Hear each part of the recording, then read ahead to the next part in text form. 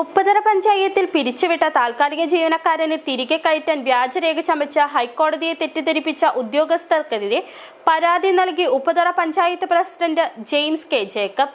പഞ്ചായത്ത് കമ്മിറ്റിയുടെ തീരുമാനം വ്യാജമായി എഴുതിയുണ്ടാക്കി അസിസ്റ്റന്റ് സെക്രട്ടറിയുടെ ഒപ്പും സീലും വെച്ച് ഹൈക്കോടതിയിൽ സമർപ്പിച്ചതിന്റെ ഫലമായാണ് ഹൈക്കോടതി അപ്രൈസൽ കമ്മിറ്റിക്ക് കേസ് വിട്ടതെന്നും രാഷ്ട്രീയ സ്വാധീനം ചെലുത്തിയാണ് ഇയാൾ തിരികെ ജോലിയിൽ കയറിയതെന്നും പ്രസിഡന്റ് ആരോപിക്കുന്നു. ഉദ്യോഗസ്ഥരുടെ മറ്റഴിമതിയും അന്വേഷിക്കണമെന്നാവശ്യപ്പെട്ട് chief secretary, DGP, vigilance, police മേധാവി, ഉപ്പുതറ CI, തദ്ദേശ വകുപ്പ് principal secretary, director, joint director എന്നിവർക്കാണ് പരാതി നൽകിയത്. കാരണം ഗവൺമെന്റിനെതിരായിട്ടുള്ള കേസാണ്. അപ്പോൾ കഴിഞ്ഞ WBC ബാർ നമ്മുടെ 44/858/2024 ഈ ഒരു കേസിന് നമ്മൾ കൊടുത്തു.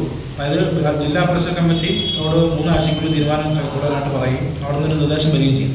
അപ്പോൾ ഈ വിധിക്കെതിരെ നമ്മൾ വീണ്ടും അപ്പീൽ കൊടുത്തത് ഈ നമ്പർ കേസ് പ്രകാരമാണ്. എന്നാൽ ഈ ഒരു ഇതിന് കൗണ്ടർ ഫയലായിട്ട് കൊടുത്തിരിക്കുന്നത് ഇപ്പം നമ്മൾ പറഞ്ഞ ഒരു വ്യാജരേഖയാണ്. നമ്മുടെ 7/2/2025 ചേർന്നൊരു കമ്മിറ്റി തീരുമാനം ആണ് ഈ പറഞ്ഞ ഈ ഒരു കേസിന് ബദലായിട്ട് ഇവിടുത്തെ കൗണ്ടർ ഫയലായിട്ട് കൊടുത്തിരിക്കുന്നത്. അപ്പോൾ അത് അന്വേഷിച്ച് പറഞ്ഞത് ഒരു 4-5 പേജുള്ള ഒരു വ്യാജ കമ്മിറ്റി തീരുമാനമാണ്.